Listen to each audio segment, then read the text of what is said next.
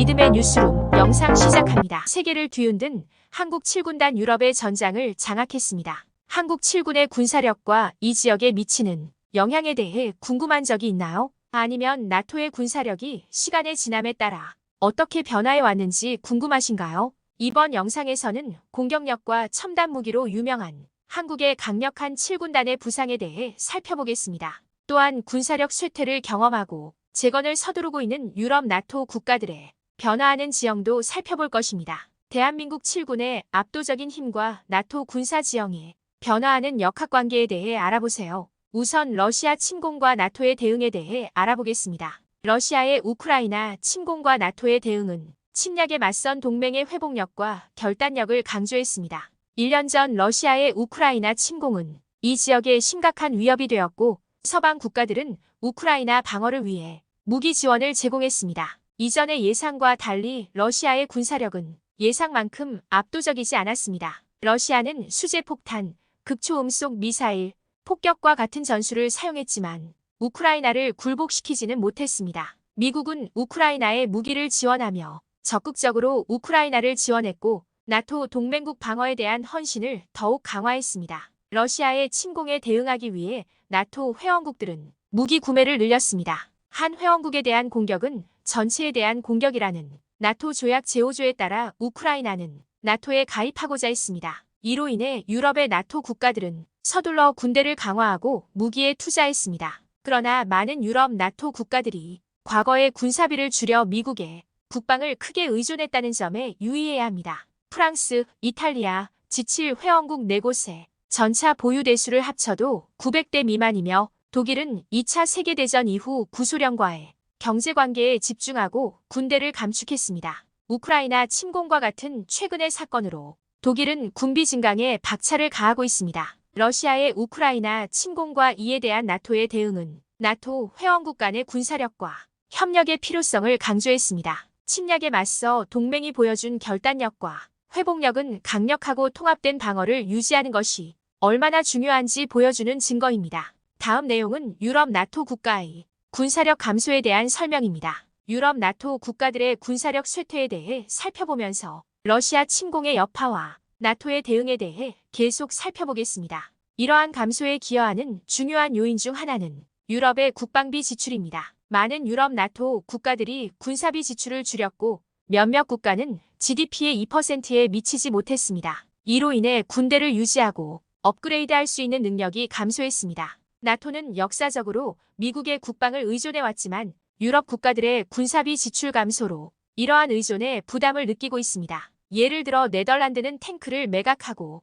기병 연대를 줄이는 등 군대를 축소했습니다. 마찬가지로 독일도 2차 세계대전 이후 처음에는 군대를 줄이고 대신 구소련과의 경제관계에 집중했습니다. 그러나 최근 러시아의 우크라이나 침공과 같은 사건이 발생하면서 독일은 다시 군비를 증강하고 있습니다. 프랑스는 전반적인 전력 약화에도 불구하고 핵잠수함과 항공모함을 포함한 상당한 핵 능력을 여전히 보유하고 있습니다. 그러나 재래식 군사력의 경우 프랑스, 이탈리아 및 G7 회원국 4곳의 전차 보유 대수를 합쳐도 900대 미만에 불과합니다. 이와 대조적으로 한국 7군은 강력한 군사력을 자랑합니다. 유럽 주요 국가를 합친 것보다 더 강력하며 중국, 일본, 북한을 포함하여 이 지역에서 타의 추종을 불허합니다. K1 및 K2와 같은 첨단 무기와 탱크를 갖춘 7군은 공격 능력과 높은 수준의 기동성을 갖추고 있어 무시할 수 없는 강대국입니다. 한국의 군사력과 7군단의 강점을 강조하는 세 가지 핵심 요소는 다음과 같습니다. 첫 번째 공격 능력입니다. 7군단은 공격적인 능력으로 잘 알려져 있어 두려움의 대상입니다. 상당수의 탱크와 장갑차를 보유한 7군단은 교란 및 공격 작전에 중점을 둡니다. 7군단은 고도로 발전되고 강력한 K1 및 K2 탱크와 같은 첨단 무기와 탱크를 갖추고 있어 적에게 상당한 위협이 됩니다. 두 번째 높은 수준의 기동성입니다. 7군단은 대한민국 군대 중 유일한 기동군으로 전략적 우위를 점하고 있습니다. 7군단 병력은 어려운 지형을 빠르게 탐색하도록 훈련되어 다양한 시나리오에 신속히 대응하고 전장에서 높은 수준의 유연성을 유지할 수 있습니다. 이러한 기동성은 공격 및 방어 작전 모두에서 7군단의 효율성을 크게 향상시킵니다. 세 번째 첨단 무기와 전차입니다. 한국 7군은 최첨단 무기와 전차, 특히 K 흑표 전차를 보유하고 있습니다. K 흑표 전차는 120-55구경 글라이드포와 자체 개발한 전차 포탄을 자랑합니다. 이 전차의 뛰어난 성능은 터키가 주요 부품과 개발 기술에 투자하는 등 첨단 전차를 도입하려는 국가들로부터 주목을 받고 있습니다. 다음 섹션은 북한 및 중국 군사력에 대한 설명입니다. 이제 한국의 7군단과 그 압도적인 전력에 대해 살펴본 내용을 바탕으로 북한과 중국의 군사력에 대해 자세히 알아보겠습니다. 북한과 중국의 동맹은 영내에서 복잡한 역학관계를 형성하고 있으며 두 나라 모두 뚜렷한 전략적 능력을 보유하고 있고 군사 현대화를 진행 중입니다. 북한은 경제적 어려움에도 불구하고 막강한 군사력을 보유하고 있습니다. 829군단과 82군단은 전쟁이 발발하면 남한 후방으로 신속하게 이동하도록 설계되었습니다.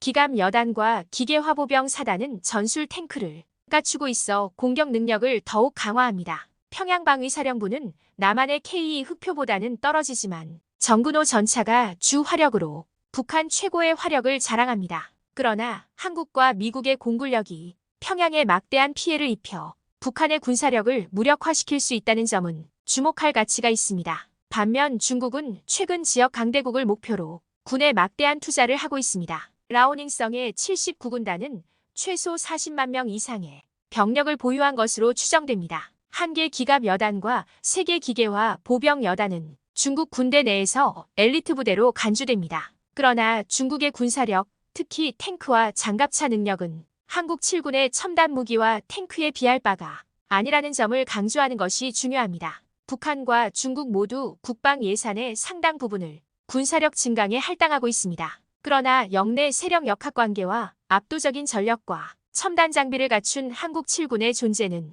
영내 전체 군사력 균형을 형성하는 데 중요한 요인으로 작용하고 있습니다. 긴장이 지속되는 가운데 북한과 중국의 군사적 역량은 동북아시아의 안보 지형에서 중요한 역할을 계속할 것입니다. 마지막 소주제로 한국 7군의 장비를 알려드리겠습니다. 대한민국 7군은 막강한 첨단 장비를 자랑합니다. 여기에는 120-55구경 곡사포와 자체 개발한 전차 포탄이 장착된 최첨단 K 흑표 전차가 포함됩니다. 이 전차는 2008년 터키가 핵심 부품과 개발 기술에 4억억 원을 투자하는 등 전차가 필요한 국가들로부터 주목을 받고 있습니다. 폴란드도 러시아의 위협으로 10대의 탱크를 수입했습니다. 7군단에는 1000대가 넘는 탱크로 무장한 돌격 여단이 있습니다. 이 여단은 공격 작전에서 중요한 역할을 합니다. 또한 후방 침투와 전차 군단 지휘를 전문으로 하는 돌격대대도 2개 있습니다. 이 부대는 적 전선을 교란하고 기갑전에서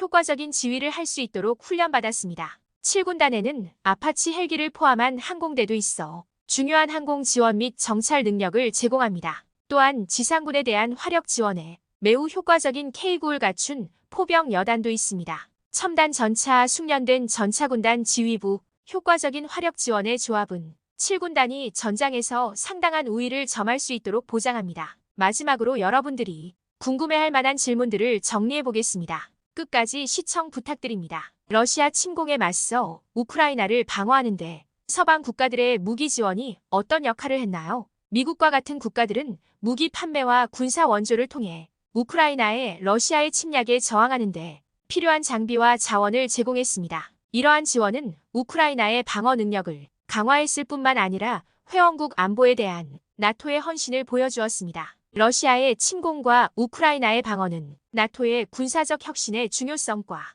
외부 위협에 대한 집단 방어의 필요성을 강조했습니다. 나토 조약 5조에 따라 우크라이나가 나토 가입을 모색하는 것은 어떤 의미가 있나요? 우크라이나가 나토 조약 5조에 따라 나토에 가입하려는 이유는 집단 방어의 보장과 나토가 제공하는 안보 강화에 있습니다. 제5조는 한 회원국에 대한 공격은 전체에 대한 공격이라고 명시하고 있는데 이는 우크라이나가 나토에 가입하면 침략 시 모든 나토 회원국의 지원을 받을 수 있다는 것을 의미합니다. 이는 우크라이나의 안보를 크게 강화하고 잠재적 인적을 억제할 것입니다. 또한 나토의 확장과 나토, 우크라이나 관계의 긴밀화는 유럽 방위 통합과 영내 안정에 기여합니다. 우크라이나를 나토에 가입시킴으로써 나토는 동유럽에서 동맹의 영향력을 확대하고 입지를 강화할 수 있습니다. 이는 러시아 및 이 지역의 다른 행위자들의 잠재적 위협을 상쇄하는 데 도움이 될 것입니다. 또한 우크라이나의 나토 가입은 중요한 정치적,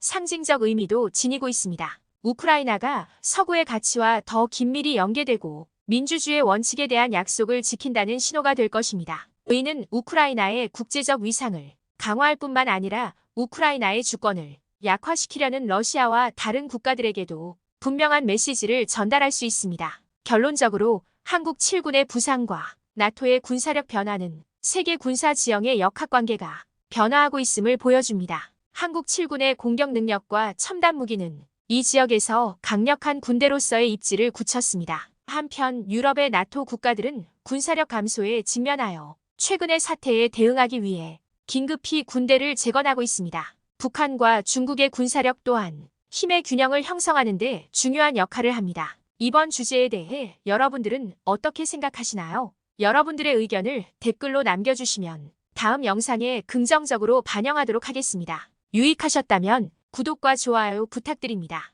감사합니다.